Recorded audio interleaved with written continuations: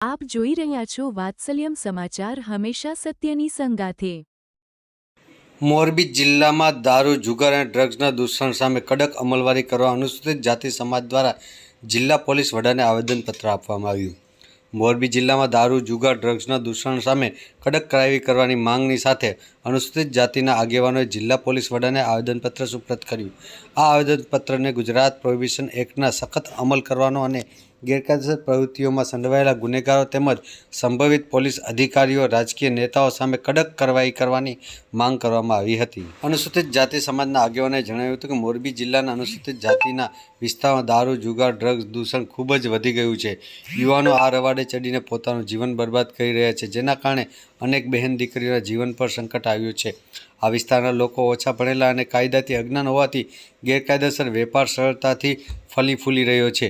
રજૂઆતમાં ઉલ્લેખ કરવામાં આવ્યો છે કે સત્તાવાર ફરિયાદો છતાં કેટલાક પોલીસ અધિકારીઓ અને સ્થાનિક રાજકીય નેતાઓ સંબંધિત સંપર્કોને કારણે બુટલેગરો બચી જાય છે। રિપોર્ટર મોહસિન શેખ, વાત્સલ્યમ સમાચાર, મોરબી। પેલા આપના તાબાના જે કંઈ પીઆઈ અધિકારીઓ એને કડક આદેશ આપવામાં આવે અને કાયદા તો છે પણ કાયદાની અમલવારી નથી, આટલી એક વિનંતી કરી સમાજ વતી। ચાલતા દારૂના અડા બંધ કરો, બંધ કરો। દલિત વિસ્તારમાં ચાલતા દારૂના અડા બંધ કરો, બંધ કરો।